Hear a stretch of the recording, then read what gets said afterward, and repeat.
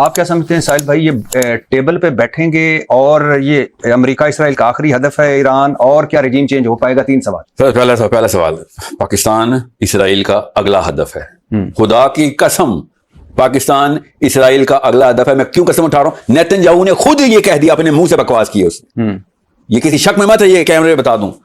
ये अफगानिस्तान को एक्टिवेट करना, इंडिया के पैक्ट बनाना, इसराइल चौथे मोहल्ले में जाके वकफकारियां क्यों खोल रहा था? आप क्या समझ रहे हैं जी? हम न्यूक्लियर पावर लेके आए, अल्लाह के हुक्म से लेके आए। तुम इन कुआ का हुक्म हमने माना हुआ है, उनको पता है, उन्होंने पहले माना हुआ है। उनकी गोल्डा मेयर कहती है हमने तुम्हारे नबी से डिफेंस स्ट्रेटजी सीखी है, तुम नहीं हथियार बना रहे हो, हम बना रहे हैं। 8 तलवारें छोड़ के गया तुम्हारा नबी, और बैठ गए तुम यहाँ पे तेल के कुओं के ऊपर ऐशियां करने के लिए। ये उन लोगों ने मुंह से बोला है कि ईरान के मुंह से, जैसे उसको ईरान बोलता है, अगला लफ्ज बोलता है पाकिस्तान। ठीक है, एक तो ये तो पहली बार आपको पहले पता होना चाहिए कि ईरान, चूंकि हमें पता है कि पाकिस्तान इनका अगला हदफ है, छुपाते नहीं है, इसलिए ईरान के साथ टैक्टिकल अलायंस हमारी दीनी मजबूरी है।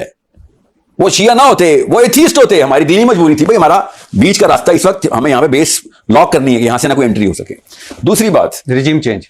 जी सर, पहले तो एक चीज हम मिस कर रहे हैं, वो पहले और समझ लें जी। एक होती है आर्मी की बेस।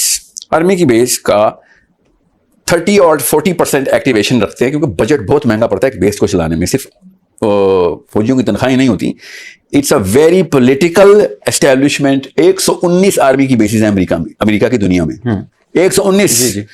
और सबसे ज्यादा किधर है? अरब में। कोई छोटी मोटी वजह नहीं, अरब में कौन सी लड़ाई होनी थी अमेरिका के खिलाफ? एक बेस को चलाते वक्त जो सबसे ज्यादा बड़ी जरूरत होती है बेस को चलाने की, उसे कहते हैं रीइंफोर्समेंट, कुमक। कुमक बेस के बगैर अगर डिप्लॉय करनी हो तो वो हाल होता है जो अफगानिस्तान के अंदर अमेरिका का हुआ। अमेरिका में क्यों मसला, अफगानिस्तान में अमेरिका का मसला था, अमेरिका की एक्टिव बेस को एस्टैब्लिश थी नहीं। शुमाली तहाद was not established ally of America at that time, क्योंकि पाकिस्तान के साथ और रूस के साथ मसाइल के जो भी थे, जब तक इनके पास एस्टैब्लिश्ड बेस नहीं बन सकी तब तक एएनए भी इनके पास नहीं आई थी। इतना बड़ा वाकया होता है बेस बनाना। पॉइंट आ गया। नहीं, पॉइंट यह है कि ईरान ने वो $5 बिलियन पहले एक घंटे में जाया करवाए किसके? अमेरिका के। वॉर इज जस्ट मनी, जंग सिर्फ पैसा होता है और कुछ नहीं होता जंग। 5 घंटे का मतलब, 5 बिलियन पर आवर का मतलब आपको मैं बताता हूं टैक्टिकली। अगर वो 9 बेसिस उड़ाता है 9 के 9 मुल्कों में, तो ये 9 पंजे $45 बिलियन नहीं बनते। ये री-एनफोर्समेंट की के ऊपर रेड मार्क लग जाता है कि यहां से अब अमेरिका का फौजी वापस डिप्लॉय नहीं हो सकता। क्यों? अब आप साइट में आ चुके हैं। ईरान ने खाली मुझे सबको ये बताया कि तू मेरे निशाने पे है।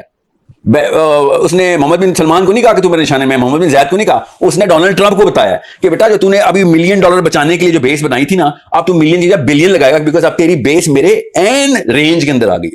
हम जब मिसाइल टेस्टिंग करते हैं, क्यों मिसाइल टेस्टिंग करते हैं? ताकि हम उन बेसिस को बाइसेक्ट कर सकें जो दुश्मन ने अलग अलग जगहों पर लगाई हुई होती है। हमारा मिसाइल अगर उस बेस को क्रॉस करने की अहलियत रखता है, उसको क्रिटिकल डिस्टेंस बोलते हैं। हो गया। अब क्यों क्रिटिकल डिस्टेंस बोलते हैं? क्योंकि हम उनके पैसों से मुबर्रा हो चुके होते हैं कि तू बिलियन लगा या ट्रिलियन लगा, मेरा मिसाइल तेरी बेस से मुबर्रा हो चुका है। रजीम चेंज हो पाएगा ईरान की? तो जो मुसलमानों के हालात हैं, तो मुझसे एक जंग की जरूरत थी उनको, वो तो वैसे रजीम चेंज कर देते। ये तो ईरान, देखिए मैं शुरू दिन से मानता आया हूं कि ईरान वतनीयत के मारे हुए फारसी हैं। मैं पहले दिन से कहता आया हूं, वो अल्लाह के लिए नहीं लड़ते होते, वो ईरान के लिए लड़ते होते हैं। मैं तो वतनीयत के, मैं तो मुसलमान मोहम्मद बिन अब्दुल्लाह सल्लल्लाहु अलैहि वसल्लम का उम्मती हूं। हम तो वतनीयत के खिलाफ वाले दीन के ऊपर है ना, हम उम्मत के दीन के ऊपर है। हम ये नहीं है कि हम पाकिस्तानी है तो अफगानी दुश्मन होगा, अफगानी है तो पाकिस्तानी दुश्मन, मुसलमान है।